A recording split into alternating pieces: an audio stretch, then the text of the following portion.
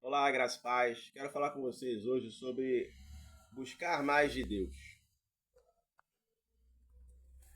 A postura que isso exige, os desafios que se apresentam a quem se propõe a essa caminhada, sabe?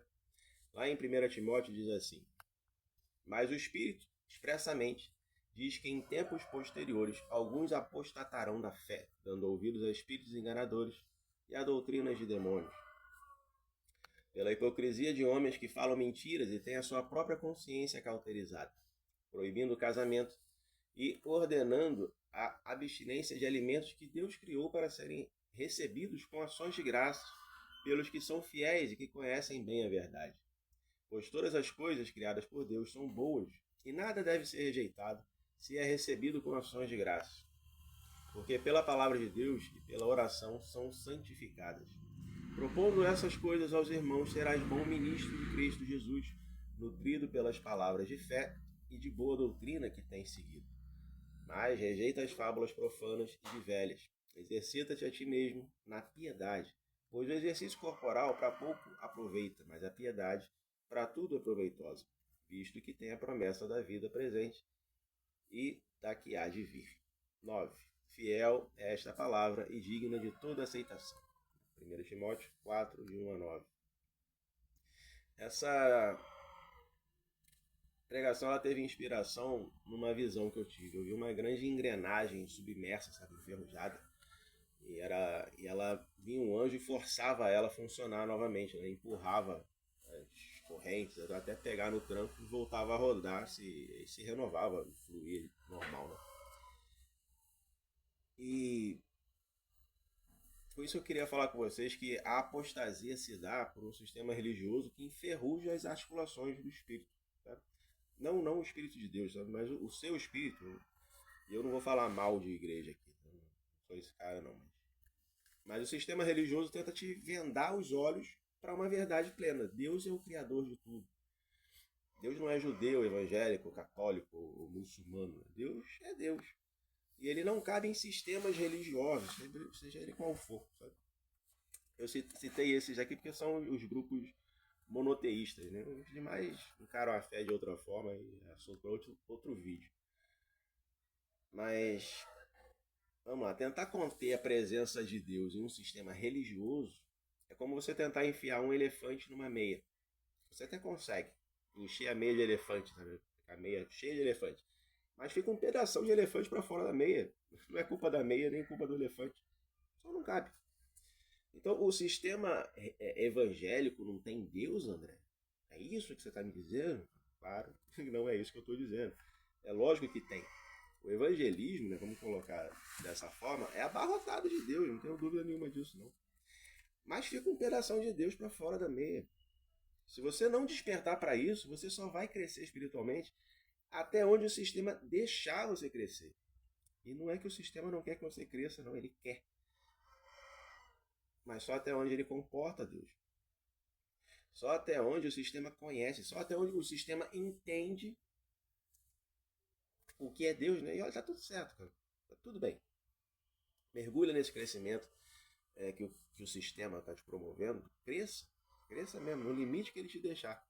Não estou falando de cargo, estou falando de crescimento. Não estou falando de cargo, não estou falando de ser diácono, presbítero, obreiro, nada disso. Estou falando de crescimento. Crescimento espiritual, entendimento espiritual, do entendimento do sobrenatural, consciência espiritual. É disso que eu estou falando. Consciência espiritual. Mas é necessário despertar para o fato de que tem um pedação de Deus para fora dessa meia. Esse despertar é individual. É a sua busca, são seus pedidos. É você batendo na porta até que ela se abra para você. Se esse vídeo chegou até você, é porque você está buscando essas coisas. E você já deve estar diante dessa porta, até batendo nela, falando: Senhor, abre, eu sei que tem mais, eu preciso ver, eu preciso conhecer, eu preciso ter mais do Senhor. O espírito humano ele precisa de espaço para crescer. Isso é uma verdade, cara. E uma vez que você está consciente de quem você pode ser em Deus, não há outra opção que não seja crescer. Não tem outra coisa a se fazer diante da consciência de que há mais de Deus que não seja ir atrás desse mais de Deus. Pensa numa mangueira, a árvore, né? Uma árvore frutífera das grandes, né? Se ela for plantada em solo aberto, livre para crescer, suas raízes espalharem e alcançarem uma boa distância, ela pode atingir mais de 30 metros de altura, é capaz de atingir todo o seu potencial como árvore. Mas o triste é que se a mangueira estiver contida num sistema que é limite, um vaso, por exemplo, ela vai crescer 1 metro, 1,5 metros, mas ainda vai dar manga. Se nesse momento você é essa mangueira presa no vaso e dando frutos, continua dando frutos. Não tem nada errado com isso não. Aliás, é muito bom. Mas, uma vez consciente de que existe infinitamente mais da presença de Deus, além do sistema do vaso, suas raízes vão crescer e quebrar o vaso, é inevitável. Mais uma vez, você não precisa sair do sistema para enxergar as limitações que o sistema te impõe e entender que você pode crescer e explorar todo o potencial do seu espírito em Deus. Você não precisa sair do sistema para fazer isso. Você pode continuar lá e crescer. Existem sistemas dentro de um sistema maior, né? Por exemplo, o protestantismo, que é o meu caso aqui, eu sou protestante. Há vários sistemas dentro da crença protestante, cada um deles com suas limitações no entendimento do divino. A gente tem os tradicionais, que são os batistas, os presbiterianos, os congregacionais. E uma bênção, tá? Uma palavra muito boa, louvores maravilhosos, edificantes. Mas se você começar a buscar o sobrenatural, fazendo parte desse sistema tradicional, e um dia o Espírito Santo disser: oi, tudo bom? Você não vai achar suporte para entender esse novo momento na sua vida, na sua relação com Deus. Ou ele começar a falar com você através de sonhos, ele faz muito isso comigo com a minha esposa. Se você tentar compartilhar esses momentos dizendo que o próprio Deus falou com você, pode ser demais para os irmãos, eles não vão entender e você vai acabar virando um doidinho que sonha. É um bom título, né? Mas aí você se apurrinha porque ninguém te entende, você sai de lá e vai para os pentecostais, né? Eu estou botando uma lista aqui, mas eu não acompanho, então eu não sei o ranking de quem é mais espiritual ou não. É só uma lista. E aí Assembleia de Deus, quadrangular, uma bênção também. Você encontra uma galera que acredita que Deus ainda fala diretamente hoje em dia. Mas se você segue sendo um buscador sobrenatural, você vai se dar conta de que a presença de Deus é mais evidente no secreto do seu quarto do que no monte, por exemplo. E esbarra em tradições que limitam seu convívio diário com Deus. E arrisca mais uma saída e vai para uma neopentecostal. E aí é Universal, é a Igreja da Graça. E esse pessoal acredita em tudo, tá? Que você possa imaginar. E aí tem uma questão que é: ai de quem não acreditar, né? Ai de quem discordar, pois vai sofrer a maldição dos que tocaram no ungido. Mas você é um buscador e ouve diretamente de Deus o sim e o não, o serve e o não serve para você. E acaba saindo fora dos neopentecostais e cai nos apostólicos, né? Que aí são os apóstolos, pessoal, apóstolos famosos da MIR, da Renascer, né? Você cai de paraquedas lá na cobertura apostólica, nos atos proféticos, nas direções anuais, né? O pessoal gosta dessas coisas. Tudo muito legal. Mas se você é um buscador sobrenatural e entende quem é a sua cobertura, você recebe suas direções. Você recebe os seus atos proféticos diretamente de Deus para fazer coisas que Deus, para desencadear coisas que Deus quer fazer na sua vida. Às vezes você precisa fazer alguma coisa para que as coisas tenham uma ignição, sabe? Isso é um ato profético, é você fazer algo para atingir um objetivo maior, né? E aí você acaba entendendo que Deus faz isso com você se você busca Deus, se você fala com Ele todo dia, se você ouve dele todo dia, se você conversa com Deus, se você tem uma relação íntima com Deus, essas coisas são naturais, né? Acontecem. E aí você acaba entendendo isso. Mas o que eu quero que você entenda com isso que eu estou falando, com essas limitações, é que você não precisa sair de lugar nenhum para buscar a Deus, para conhecer Deus e prosseguir em conhecer Deus. Sabe? Só entenda que é um caminho solitário, que se desenvolve a sós no secreto. É sua vida com Deus que se desenvolve sozinho, em oração, você conversando com Ele. Sozinho no secreto, o pessoal fala muito do quarto, né? Você tranca no seu quarto e fica em secreto. Mas não é quarto, é qualquer lugar que você estiver a sós com Deus, você possa falar com Ele tranquilamente. É um lugar secreto onde você pode ouvir de Deus e ter um momento transformador na presença de Deus em qualquer lugar. E aí essa versão melhorada, que se melhora a cada encontro, volta ao convívio com as pessoas e o mundo fica melhor porque você se torna uma pessoa melhor a cada momento com Deus. Né? O espírito humano, gente, ele vai fazer o que for preciso para voltar para Deus. É o propósito dele. O propósito do espírito humano é voltar a Deus. Eu vou ler uma palavra aqui que está lá em Eclesiastes 12. Eclesiastes 12, a partir do 1, fala assim: lembra-te também do teu Criador nos dias da tua mocidade, antes que... Aí o sábio começa a listar uma série de situações que você deveria se lembrar de Deus antes que acontecesse, né? E chega na situação que conversa com a gente aqui, né? Então lembra-te do teu Criador nos dias da tua mocidade, antes que se rompa a cadeia de prata, ou se quebre o copo de ouro, ou se despedace o cântaro junto à fonte, ou se desfaça a roda junto à cisterna.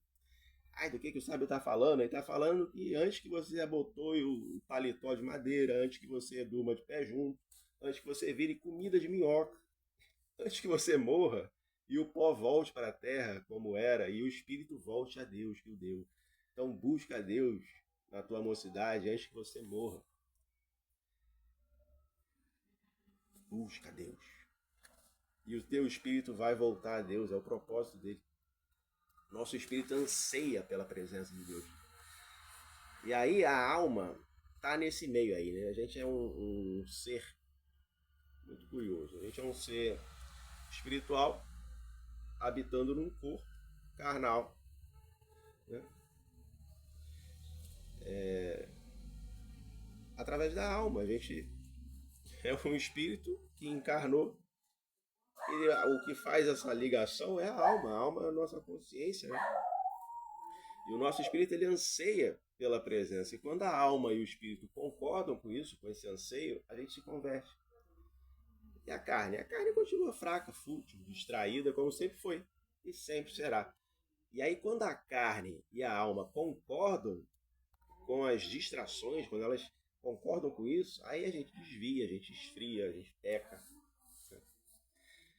E de distração, gente, o mundo tá cheio, sabe? Se a gente não enxergar conscientemente que as distrações da carne são de fato distrações, distrações do nosso propósito, né, do propósito da nossa alma, a gente vai ficar preso, correndo nessa roda de prazer, como um rato que corre o dia todo em sua roda sem sair do lugar.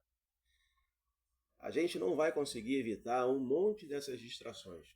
Fazem parte do cotidiano, do trabalho, das amizades, mas a gente pode transformar as distrações, boa parte delas pelo menos, tá, em momentos de comunhão espiritual, momentos de intimidade com Deus, de busca a Deus, incluindo o Espírito Santo no nosso dia a dia. E foi para mostrar essa prática que eu escrevi o SOS, A Sós com Deus, Abaixo das Ilusões. Esse livro aqui. Eu escrevi esse livro para mostrar que o nosso dia a dia, cheio de distrações, ainda pode nos levar a uma vida espiritual sem as travas da religião, sabe? Esse livro aqui você pode ser uma ferramenta, uma boa ferramenta, aliás, para ampliar seu entendimento de culto racional, seu entendimento de busca, sobre orar sem cessar. O link está vou deixar no comentário fixado aqui e vou deixar na minha bio também. Pode adquirir ele. É uma benção. De verdade. Escrevi com um espírito alegre, sabe? De compartilhar coisas que eu experimento na minha vida. E aí fica a minha pergunta para você hoje até quando você vai ficar trocando de vaso? Você acha que um buscador espiritual, como você, eu acredito que é, em um vaso diferente, vai encontrar outra coisa além da limitação do novo vaso? Não vai.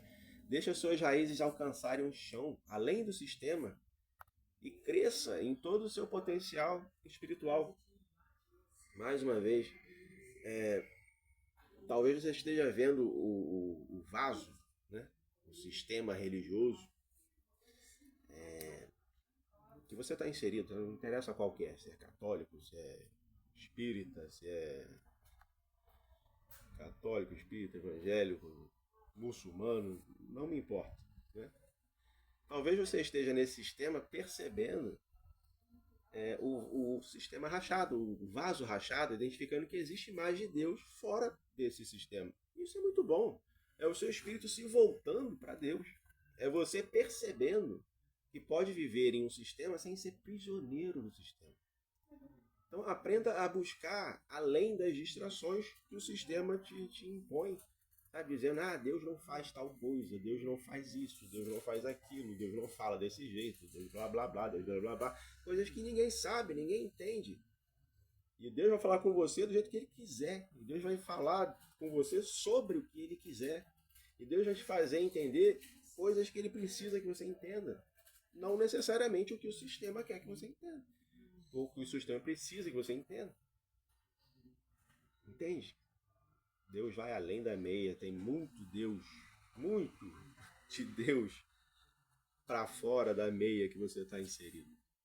Apesar da meia estar cheia de Deus. Se esse vídeo te edificou, cara, comenta aqui como ele te edificou e se ele chegou para você na hora certa também. Isso é legal.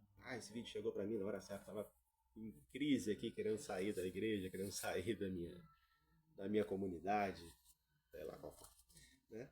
Deixa seu curtir aqui e se inscreve no canal. Um abraço. E confere o livro lá. É uma benção. Vai te ajudar bastante.